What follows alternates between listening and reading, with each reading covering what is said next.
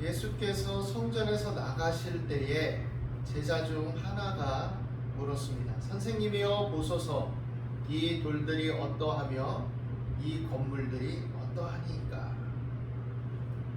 물어본 이유는 다른 말씀을 통해서도 알고 있지만 또 그 당시의 사람들이라면 이 질문에 대해서 누구도 그 의도를 의심하지 않고 이의를 제기하지 않을 만큼 그 건물의 웅장함과 위엄과 아름다움에 대한 어떤 만족감 속에 동의를 구하는 질문이었다라고 말할 수 있을 것입니다. 이 예루살렘 성전은 헤롯 왕이 유대인들의 호의를 얻고 또 자신의 명예와 영광을 기념하기 위해서 지은 것입니다. 역사가 요세푸스는 크고 흰 돌들로 지어졌고 또 윤이 나는 많은 금으로 치장한 아주 웅장하고 휘황찬란한 그런 성전이었다라고 기록하고 있습니다. 예루살렘 땅의 6분의 1, 그 면적의 6분의 1을 차지할 만큼 굉장히 크고 웅장하고 그럴듯하고 아름답게 지은 건물이었죠. 그리고 이것은 오랫동안 기간이 걸렸기 때문에 AD 64년에야 완성되었습니다. 예수님께서 십자가에 달리시고 죽으시고 부활하신 이후에도 한참 동안 이것은 건축이 완성되지 않았던 것이죠.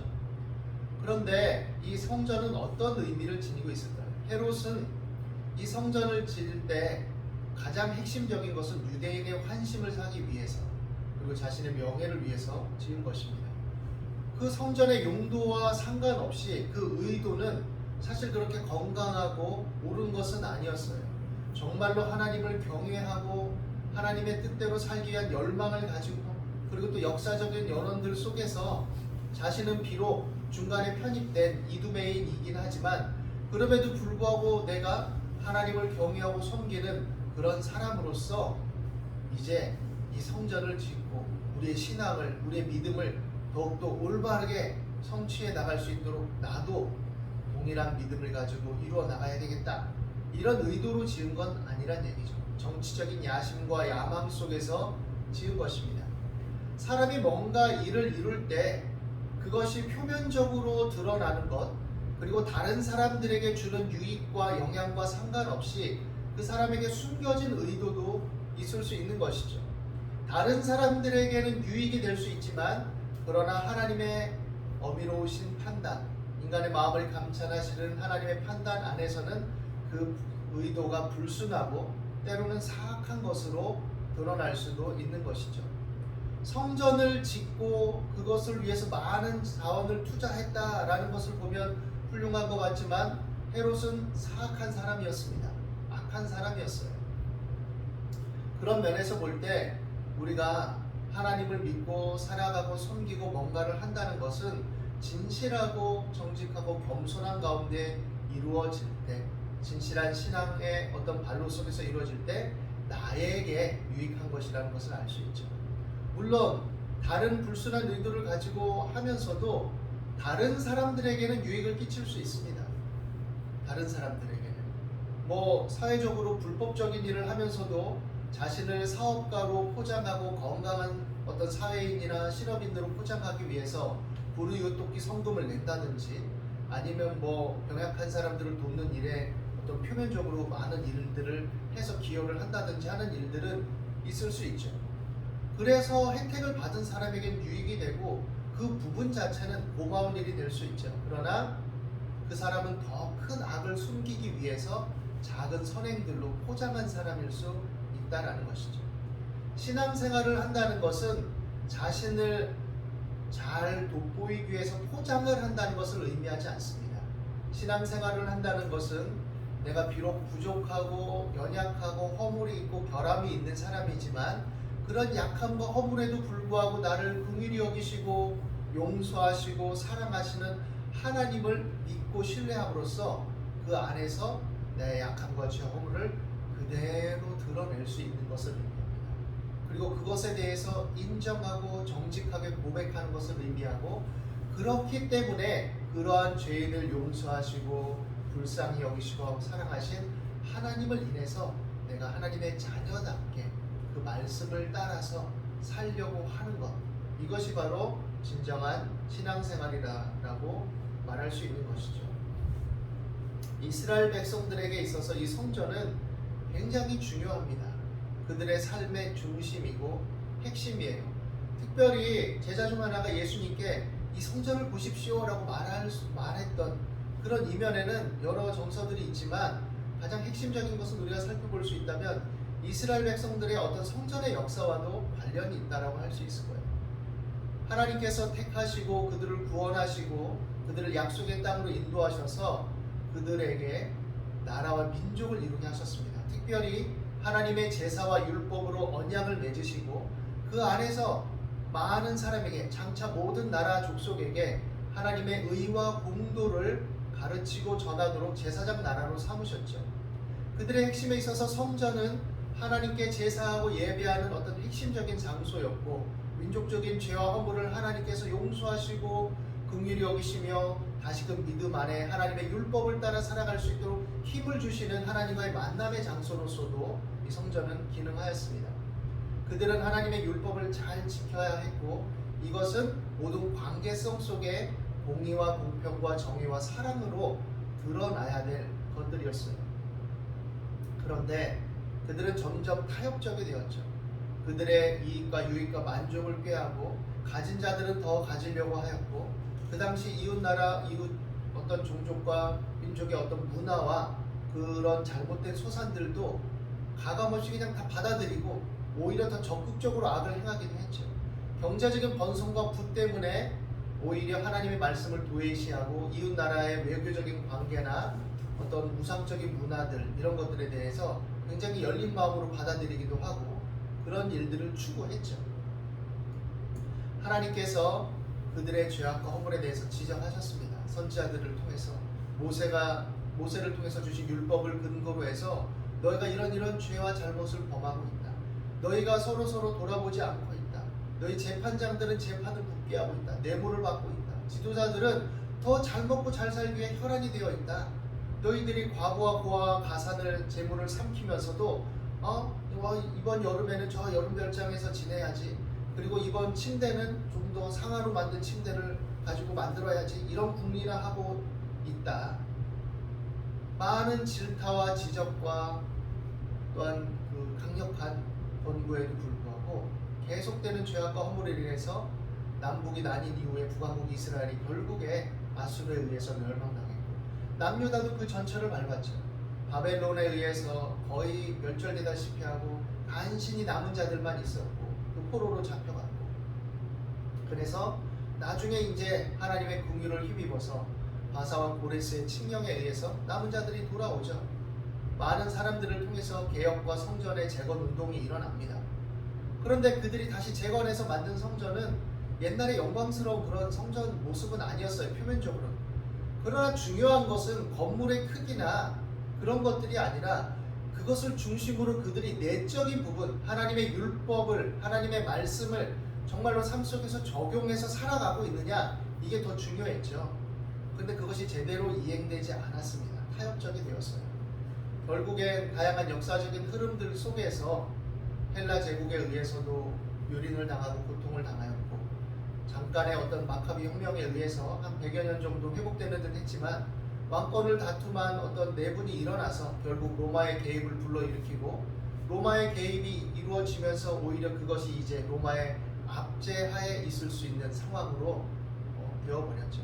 결국 로마의 점령 하에서 이스라엘 백성들은 지내게 됩니다. 그런 상황 속에 이제 로마의 분봉왕이었던 헤롯이 이스라엘 백성들의 환심을 얻고 자신의 왕권을 더 견고하게 하고 자신의 명예를 드러내고 자신의 이름을 얻기 위해서 예루살렘 성전을 재건한 거죠. 이미 만들어졌고 또 그것을 하나님께 제사 드리는 장소로 사용할 수야 있겠죠. 그런데 문제는 그 자체에 빠져 있는 겁니다. 이 당시의 상황도 성전주의에 빠져 있고, 성전은 그렇게 휘황찬란하지만 사실 그것은 무엇을 또 반증하고 있느냐, 그 이면에 가려진 많은 헐벗은 백성들. 아름답고 웅장하면 뭐합니까? 건물이. 사람들은 다 괴롭고 힘겹고 또 율법이 막 시행되고 바리새인들이 율법의 선생들로서 열정적으로 가르친다고 떠들어대긴 하지만 그들은 자신들만 분리해서 율법의 선생 노릇을 하면서 오히려 그것에 부합되지 못하는, 그것을 따라 살기에는 너무나 버겁고 힘겨운 그런 동족들, 민족들의 삶은 사실 돌아보지 않았죠. 그러니 성전의 휘황찬란함과 그것이 무엇입니까? 오히려 그 벽에 붙은 금붙이를 떼다가 가난한 동족들을 돌아보고 고아와 과부를 돌아보고 이것이 더 하나님의 뜻에 합당한 것이었죠. 그런데 그러지 못했죠. 예수님께 이 질문을 제자가 하기에 앞서 우리가 읽을 수 있는 말씀은 무엇이냐? 예수님께서 시장 어귀에서 긴 옷을 입고 또 문안받는 것을 좋아하는 지도자들을 질책한 겁니다. 회당의 높은 자리와 잔치의 윗자리를 원하는 서기관들, 율법 선생들을 삼가라고 말합니다. 그들은 과부의 가산을 삼키며 외식으로 길게 기도하는 자니 그 받는 판결이 더 중할 것이다 라고 말씀합니다. 또 예수님께서 헌금함을 대하여 앉아 계실 때 우리가 어떻게 헌금 넣는가를 잘 살펴보셨죠. 그리고 여러 부자는 많이 넣는데 한 가난한 과부는 와서 두 렙돈, 한 보드란트를 넣었다고 그랬습니다. 청동으로 된 동전을 땡그랑 떨어뜨린 거예요. 정말 미미한 돈이죠. 미미한 돈. 예수께서 제자들을 불러다가 말씀하십니다. 내가 진실로 너희에게 이르노니 이 가난한 과부는 헌금함에 넣는 모든 사람보다 많이 넣었도다. 그들은 다 풍족한 중에 넣었거니와 이 과부는 그 가난한 중에서 자기의 모든 소유 곧 생활비 전부를 넣었느니라. 이렇게 말씀하셨죠. 이 말씀의 의미를 잘 파악해야 됩니다. 자신의 있는 바 생활비 전부를 넣었어. 전부를 넣었기 때문에 가장 많이 넣은 사람이야. 이런 의미가 아니에요. 이런 의미가 아닙니다. 어떤 면에 있어서는 그 많은 부자들보다 이 과부가 정말 진정한 의미, 내적인 의미에서는 가장 많이 헌금한 사람이다 라고 표면적으로 말씀하시지만 그 이면에는 이 과부가 자신의 생활비라 전부가 그 두 렙돈에 불과한, 동전 두 입에 불과할 수밖에 없는 그 현실, 그리고 그 과부가 돌봄을 받지 못하고 그것을 다 바치고 생활비 전부를 다 바칠 수밖에 없는 현실, 그리고 그 과부가 돌봄을 받지 못하는 현실, 그럼에도 불구하고 그것을 삼키고 있는 율법 선생들과 제사장들, 종교 지도자들에 대한 질책과 탄식이 담겨 있는 말씀이라는 것이죠. 그러고 나왔는데 제자가 성전의 어떤 건물을 자랑하는 모습을 오늘 이 마가는 그리고 있는 것이죠. 그때 예수님이, 우리가 오늘 1절 말씀만 읽었지만 뭐라고 말씀하십니까? 돌아보시면서 네가 이 큰 건물들을 보느냐? 이 큰 건물들을 보느냐? 돌 하나도 돌 위에 남지 않고 다 무너뜨려지리라. 성전의 기능은 뭡니까? 사람이 성전을 섬기는 게 아니에요. 사람이 성전의 웅장함과 위용에 막 그 엄숙하고 아름답고 장엄하게 지은 것에 압도되어서 막 성전을 섬기는 게 아니에요. 성전은 섬길 대상도 아니죠. 다 알고 있는 상식이죠. 그런데 이것이 주객이 전도되어 버린 겁니다. 기능을 못하고 있어요. 필요 없는 겁니다. 이것은 사실은 다 무너뜨려지니까. 오히려 많은 사람들을 착취하고 민생을 도탄에 빠뜨린 것을 방치하고 오히려 종교 지도자 계급들을 배불리는 이러한 이 성전지상주의의 어떤 행태들, 이런 잘못된 종교 양상들은 다 성전에 무너진 것 같이 다 무너져 버려야 된다. 예수님 그 말씀을 하신 것이죠. AD 64년에 완성됐는데 결국 이 예루살렘 성전은 AD 70년에 로마 장군 티투스에 의해서 다 무너져 버립니다. 다 무너져 버려요. 그리고 예수님은 또 다른 성전을 사실은 제시하시죠. 그것은 무엇이냐? 예수님이 십자가에 달리시고 죽으시고 부활하신 이후에 예수님을 구주로 영접하고 믿는 자들에게 이제 너희가 성전이다 라고 말하는 거죠. 너희가 성전이다. 고린도전서에서 너희는 하나님이 거하시는 하나님의 전인 줄 알지 못하느냐 말하죠. 우리는 성령의 전이다. 하나님께서 이제는 너희 각자 가운데 임하신다는 거예요. 예수님의 십자가 예수의 은혜를 믿고 구주로 영접하는 자들 가운데 각자를 그 죄와 허물에도 불구하고 거룩하시고 영광스러운 하나님께서 죄인들 가운데 함께 하셔서 함께 내주하시면서 동행하시고 붙들어 주시고 인도하시겠다라는 거예요. 그러니 이제 믿는 자들 각자가 성전인 거죠. 그리고 이 믿는 자들의 모임이 하나님의 하나님의 성전인 거죠. 사람이 성전인 것이고 사람이 하나님의 집이 된 거죠. 그래서 사람이 하나님의 말씀을 따라 살고 하나님의 형상을 따라 사랑과 공의와 공평과 정의를 사랑하고 그를 따라 열매 맺고 그런 관계성을 추구할 때 그런 자를 하나님은 하나님의 자녀 이렇게 말씀하시는 겁니다. 물론 로마서에서 말씀하듯이 우리 안에 옛 본성이 아직도 육신의 소욕 가운데 남아 있어서 죄의 소욕들이 일어나서 갈등이 일어나죠. 그러나 그리스도의 피는 이런 모든 약함과 죄와 허물들을 값없이 죄 없다 하시는 은혜입니다. 우리를 위한 모든 죄의 대가를 십자가에서 다 스스로 죄 없으신 분께서 하나님 안에 공의의 심판을 담당하심으로써 다 지불하셨기 때문에 이제는 그 은혜를 힘입어서 우리 대신 빚을 다 갚아버리신 예수님을 힘입어서 누구나 그 은혜를 힘입고 하나님께 나아갈 수 있고 하나님의 용납과 인정과 의롭다 하심을 받을 수 있게 된 거죠. 그래서 진정한 교회됨은 뭐냐? 하나님의 말씀을 기뻐하고 그 사랑으로 행하는 자들, 갈라디아서 말씀에 의하면 사랑으로 행하는 믿음을 가진 자들이 바로 하나님의 집이고 하나님의 자녀요 하나님의 성전인 것이죠. 오늘도 이러한 존재들인 각 사람들이 모여서 공동체를 이룰 때 필요에 따라서 건물들이 필요하고 안락하고 편리하고 실용적인 공간이 필요합니다. 그것들을 만들어야죠. 살 수 있죠. 그리고 크게도 지을 수 있고 돈을 투자할 수 있습니다. 그런데 그 자체가 핵심과 본질은 아니다라는 것이죠. 정말 중요한 것이 무엇인지 알아야 된다는 것이죠. 이것은 다른 말로도 표현하면 신앙의 핵심과 본질이 무엇이냐? 외모를 꾸미고 겉을 드러내고 말투를 바꾸고 이런 자체에 있는 게 아니라는 거예요. 참 마음과 온전한 믿음으로 진실과 정직과 겸손으로 하나님의 자녀됨을 추구하며 살아가는 것. 이것이 하나님의 자녀됨, 신자됨의 핵심이라는 것이죠. 그렇기 때문에 우리가 무엇이 중요한지를 늘 생각할 수 있게 되기를 바랍니다. 외적으로 우리가 조금 미흡하고 부족해도 그 안에서 하나님을 바라보며 나가는 것이 복입니다.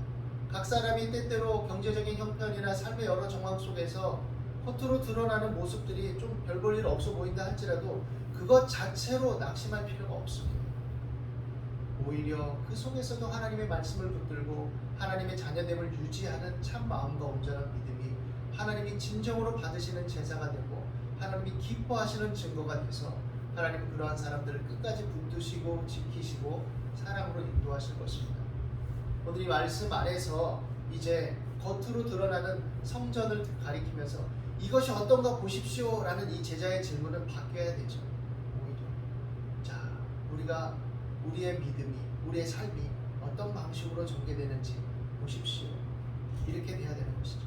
소자에게 냉수 한 그릇이라도 예수님의 이름으로 대접하고 또 보잘것없는 일인 것처럼 생각될지 모르지만 빵 한 조각이라도 나눠 먹고 어려움 당한 이웃들에게 함께 하고 홀로 사는 노인분들을 방문해서 다만 조그만 거라도 함께 나누고 또 어려움에 빠진 사람들 내가 가진 게 얼마 안 되지만 작은 돈이라도 함께 동참해서 나누고 이런 일들을 하며 살아갈 때 하나님의 자녀로서의 그런 마음, 하나님의 마음을 닮아가는 삶의 형상으로 드러나지는 것이죠.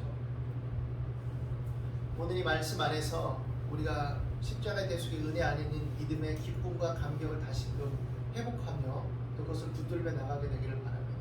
그리고 그런 믿음의 삶 속에서 우리가 나눔과 섬김에 있어서 또 적극적이고 능동적이 되기를 바랍니다. 없다 하면 인색해질 수밖에 없어요. 그러나 없는 것도 옛말에 콩 한 쪽도 나눠 먹는다듯이 작은 것도 우리가 나눌 때 그것은 우리에게 큰 기쁨이 되고 위로가 되고 다른 사람들이 그 마음을 전해주는 거죠.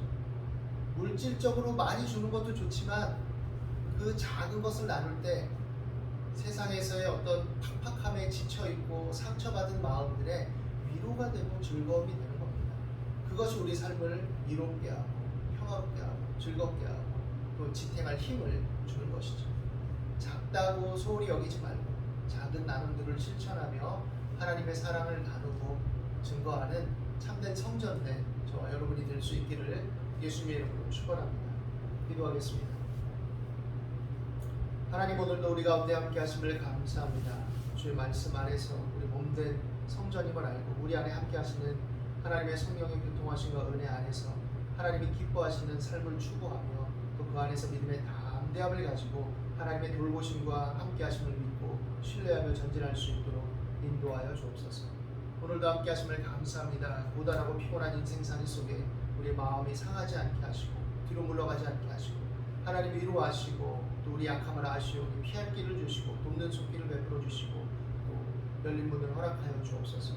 오늘도 우리 가운데 함께 하심을 감사하며 예수 그리스도 이름으로 기도드립니다.